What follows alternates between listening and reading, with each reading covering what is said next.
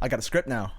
I did my research, and also I can keep track of what I have to say. I'll be talking about different types of mics, specifically 3 types of mics: USB, condenser, and dynamic. I'd say all 3 of these are pretty essential to recording, because I mean, it is a mic. I mean, if you're doing vocals or like just like recording guitar, ukulele, piano, whatever, you will need a microphone. But I'll just be telling you the like minor differences of these mics. All right, number 1, USB mic. They're great for beginners. They're cheap. You can usually find them for under $100. For example, when I first started making music, I used a Blue Snowball, which was like, at the time, it was like $50. A Blue Yeti, I think, is like 120, but that's above $100. But you could probably buy one used for like 80, 90 bucks. There's more. I've only really had Blue Snowball and Blue Yeti. I don't have them anymore because I give them away to my friends, but you know, they needed it more than me. And also I upgraded my stuff. Also, as the name says, USB mic, you literally just plug it into a USB port on your computer or your Mac, and it'll do just fine. It'll start working, basically. With it being a mic, obviously it can be used for vocals, instruments. Honestly, all of these mics can be used for all of those: vocals, instruments like guitar, ukulele, piano. Now, the downside of having a USB mic is you will definitely have high latency. So if you want to hear yourself in your headphones while you're singing or you're like playing a guitar, there will be like a 0.5 delay, maybe even less than that. At most, at like the worst, you will probably have like a 1-second delay, but that's like worst case scenario, and that can make it pretty hard to like sing. There's gonna be a delay, and it's just gonna suck, trust me. Also, with it being cheap, the internal components like the capsule, like all the internal components, is gonna be cheaper. That means you're gonna have a lower quality sound to your overall kind of song or whatever you're making. The internal components like the preamp, the capsule, and like among other things is also like a contributing factor to that's like lower quality sound, because they had to cram all of that into like the mic. That's what makes it kind of just like a plug-in, and then it starts working. You also might hear a buzzing noise while you're recording. That's because it'll be solely relying on the computer's power to get that mic going, and it doesn't have a lot of juice. You're just gonna have that buzzing noise. All right, number 2, condenser mics. If you have a little bit of money to spend on a mic, condenser mics are the way to go. There's the Audio-Technica 2020, NT1A, like this one. This was like $200. There's more, but I can't really think of it right now. I'll just put like a list of under $200 on this side right here. You'll see it. It's great. Like I said, if you have a little bit more money to spend, it's very versatile. You can use it again, vocals, instruments, drums, guitar, ukulele, like all those things. You can get a great sounding mic just above like $120, $150. Like the AT2020, I'm pretty sure Billie Eilish and Phineas used that as like their first mic for what's that one song? Oh god.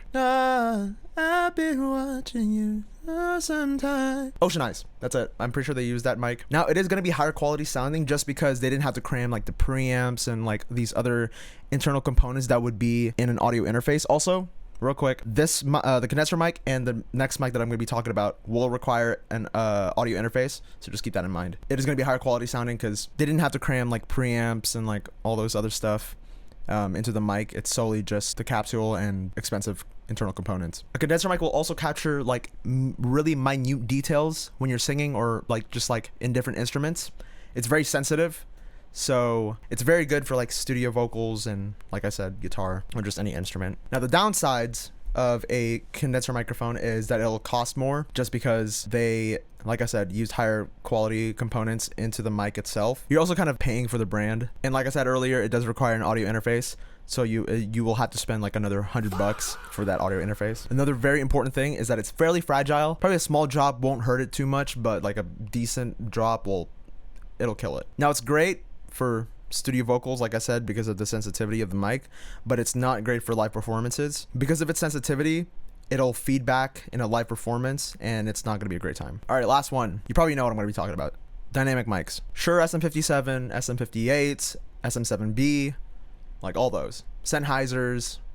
Yeah. Personally, it's middle ground for me because it's kind of like in between like a USB mic and a condenser mic. Price-wise, let me make that clear. It is middle ground price-wise. You can get a good dynamic microphone for like under $100 or under $110. Extremely versatile. It's been used for bass amps, guitar amps, acoustic guitar, vocals, drums a lot, like snares and toms and all that. It can also handle very loud noise, so it's perfect for a concert, like a live event setting. It can handle very loud noise without it distorting, and can reject background noise very well. Let me give you an example. So this is a condenser mic right now, and this is a dynamic mic. Now, I don't know if you can hear the difference because I have my fan running right now. I don't know if you heard it on the condenser mic. I don't know if you hear that. And then now with the background noise with the condenser mic. I don't know. We'll see in post. Like I said, it's great for live performances because you can literally just like move it around and you can literally abuse. I've seen like 1990s Shure SM57 still working to this day, and it just shows how tough they are. I'm pretty sure I saw a video of some guy putting it underwater and bringing it back up and using it, and it was still working. Now the downsides. Now for certain dynamic mics like the Shure SM7B, it's considered a low output mic, which means they have the lower sensitivity. It's like the complete opposite of a condenser mic. Lower sensitivity, and you usually need and that usually requires a high preamp gain to get a cleaner sound to boost the low sensitivity. An example of a high preamp gain would be a Cloud Lifter. I used to have a Cloud Lifter. I actually used to have a Shure SM7B because I was just testing out different mics, and the only thing I didn't like about the Shure SM7B is that it sounded darker. It didn't catch my vocals clearly, so I just returned it.